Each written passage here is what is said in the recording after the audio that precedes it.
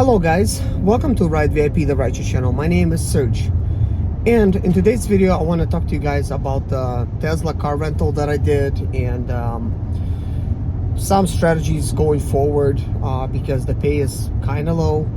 Some of my thoughts and stuff like that, and I've been reading your comments and been listening to a lot of you guys as well, and I just want to give my 2 cents, so to speak. So anyways, renting a Tesla for 1 week made me realize that the profits are not quite there what they used to be last year. Not only that, the Tesla charging, the supercharging, is almost double the price for charging the Tesla. So when last year it was just 20 cents per kilowatt hour, now the cheapest one that I like to go to, it's 27 cents a kilowatt hour, but it is no longer the cheapest. So now like the North Lake Mall, which is really far away from me, that is a little bit cheaper, and the Valentine location now considering a little bit cheaper, and my favorite one now is the Providence location. But I guess if I need to, I could be in those locations. This is not the areas that I normally work in. With all that being said, if you will have a Tesla, it's a good idea for you to just have a charger at home. Forgot what the name of it is, but there is like sort of like this plug that you can get that converts from your dryer connector to a regular 3-prong connector, you know, so you can plug in your extension cord. And I believe that one does kind of well. At least that type of setup would be pretty good, which is fairly inexpensive, 40 to 50 bucks, and you'll be all set. But I don't know much about it, so I'm not gonna really get into it. But charging at home definitely would have been better. Now, some of the strategies that you could use with a Tesla while working, because if you have to charge a lot, obviously, well, at least twice a day, you would have to say lots of no's, but at the same time you're going to be sitting for a little bit longer too. But if you could just say only yes to all the short trips, which will not help you income wise, it will help you save miles. I tried that strategy. I was right about like slightly over $200 for 12 hours, which is not great. With that being said, you'll notice that I was making like roughly $12.50 all in, but that right there required me a lot of effort to able to work. Something that I failed to mention in the last video, that my whole week was 71 hours, and that is just driving. That is just driving. That is not including charging. If I have to include charging, we would have to add like what, like 21 more hours. So I'd be like what, like 92 hours in, you know, due to charging. Yeah, that was a very painful week. I know a lot of you guys been asking me like how am I even able to manage it. You know, as they say, I just suck it in and I just go for it. You know, it's like, I mean, it's like, it is what it is. Like, what are you gonna do about it? You know, yeah, it makes me tired as well, you know, as well. So I'm not a machine, I'm not a robot. But I put my time in, I worked as much as possible. I just worked every chance I got. But that was very stressful. And just doing this 1 week reminded me how hard it was last year when I actually did it for 2 months. Sure, I made some money.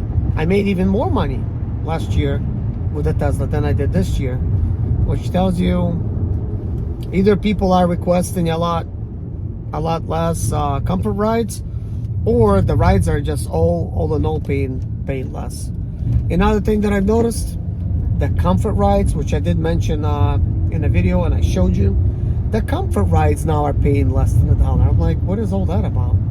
The whole idea of you having a nice comfortable car, expensive car, so you could take comfort rides, but that is no longer profitable. And not knowing really how they structure the whole payout system makes me think, okay, no, you know, it used to be that at least you have an Excel vehicle, you could make a little bit more per mile, but now, will you? I don't know. I really don't even know what to say on that. Nobody really knows what they're basing this payout. The only thing that I could tell you is average mile per hour, I was getting paid roughly $1.02. This is all in. This is just gross, not net, with everything.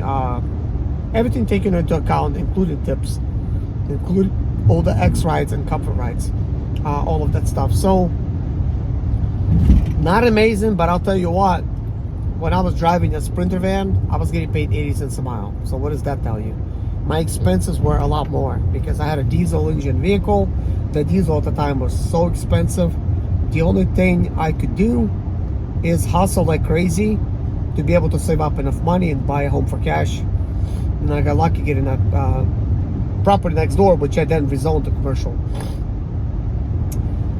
So with all that being said, I've been listening to a lot of you guys. A lot of you guys been saying, hey, like maybe try like a Prius, maybe try a Kia Niro or something.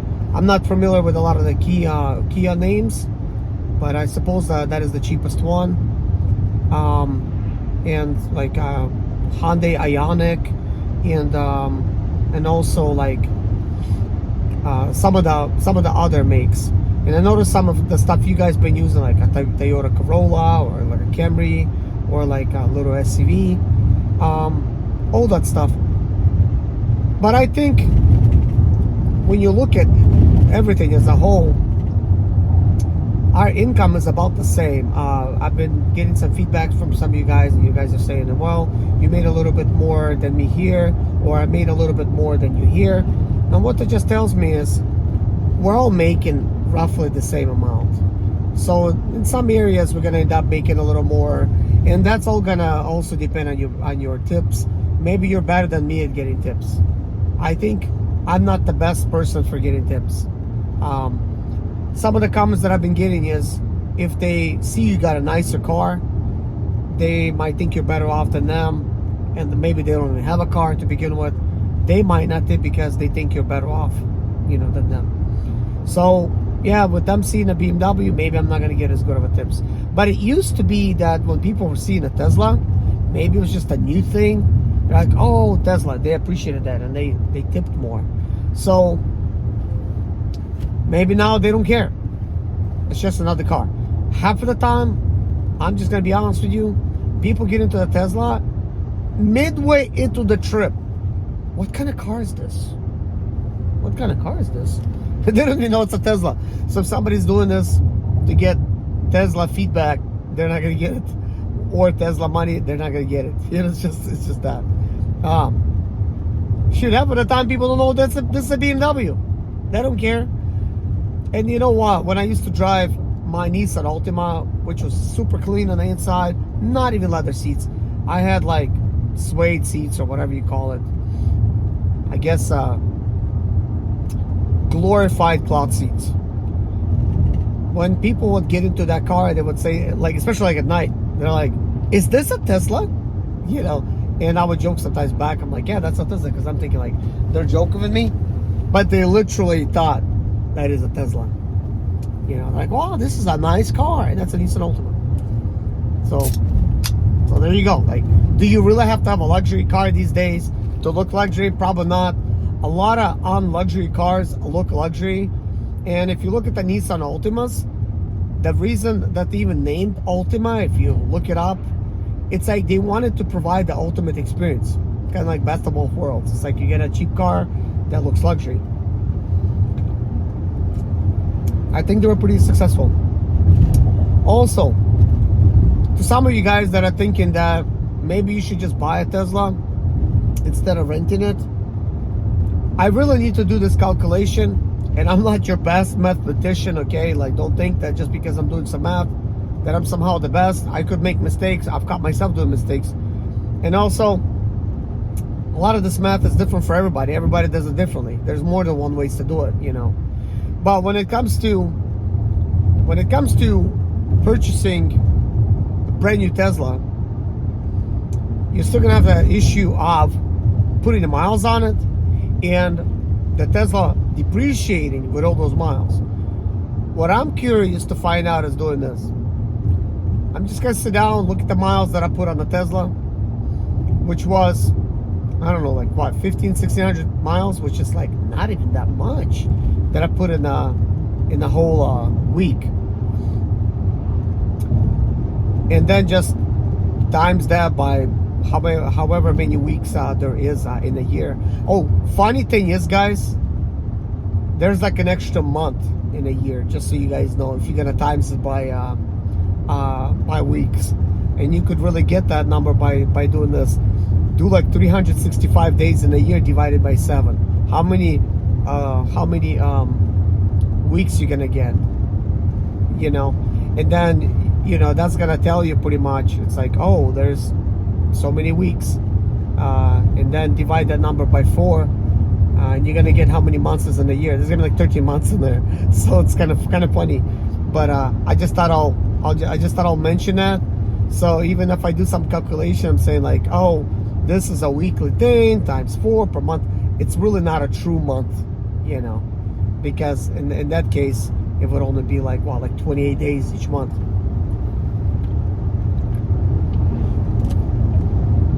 By the way, I'm really sorry about my voice. I'm dealing with allergies, and I'm putting these glasses on not because it's shiny, but because look at my eyes, man. They're not as irritated as they were a couple days ago. I started now taking some allergy medicine, which is making me drowsy, which requires me now to drink some Red Bulls, sugar-free, to step it up a notch. But it's like I'm dealing now with driving, feeling drowsy, drinking energy drinks, and working my ass off, basically. But anyways, what I was thinking about doing is taking that calculation per mile and figuring out how many miles would that be per year, approximate. And then once you get all those miles, let's just say it's gonna be 70,000 miles on a Tesla, any car. But I'm just saying like Tesla. Let's just say I put 70,000 miles on a Tesla in a whole year. Like, okay. And that's a smaller number than a typical would say. I would normally say 148,000 miles, because I remember averaging about like 400 miles a day in my BMW.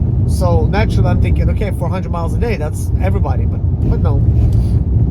But I'm just saying, as a base, let's just say it's 70,000 miles. That's basically less than half of what I normally figure out. What is a Tesla that's a 2022 worth with 70,000 miles on it?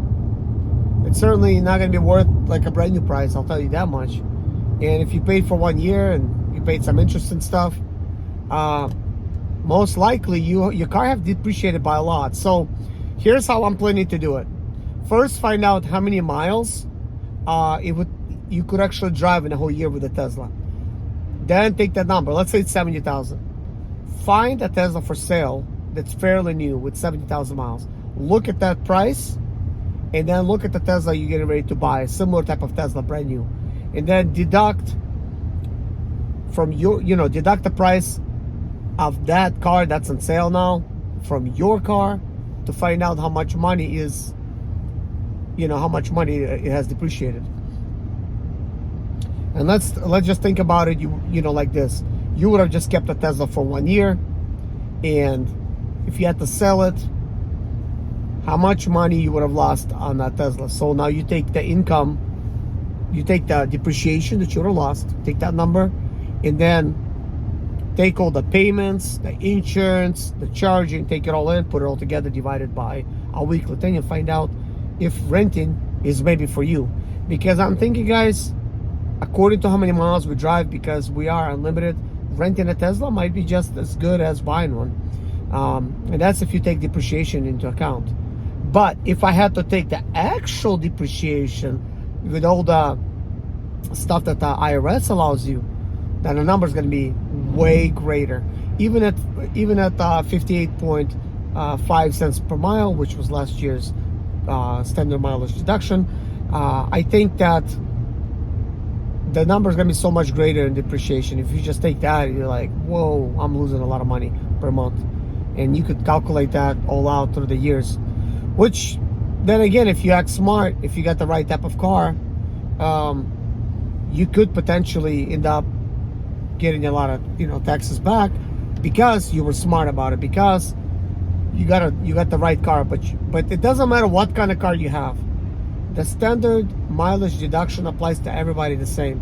So it's like, in conclusion, I know it sounds like I'm like all over the place, but there's a lot to look at. In conclusion, I think it's like this, guys. It is best to have the cheapest possible car to use with Uber. Now, if you gotta buy something brand new, buy the cheapest car out there with the best fuel economy, and you decide what's cheap, because some cars that's cheap, maybe the fuel economy is not that great. Then you're gonna be paying that money per month.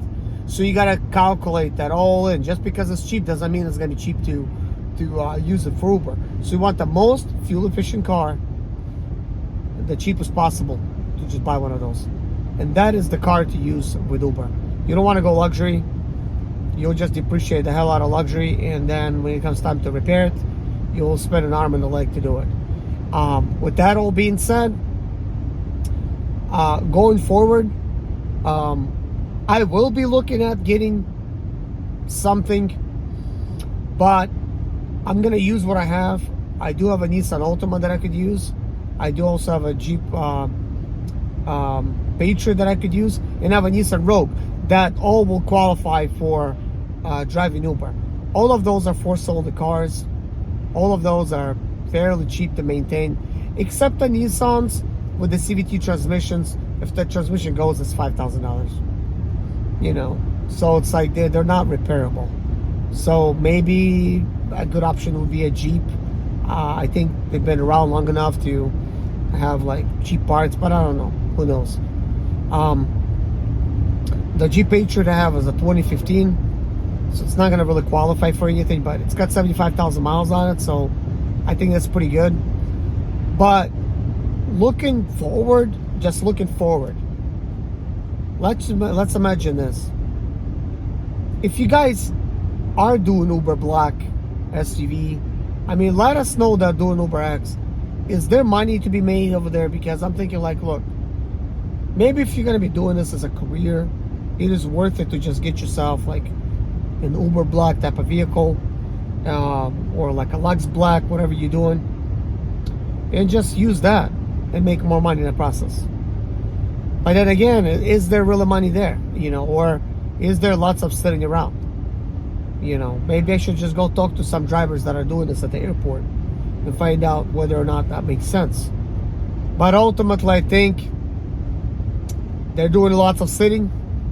They might get like one job or two per day, and then they'll just do that, and they'll do lots more sitting, so less driving, so less miles on your car, which is good.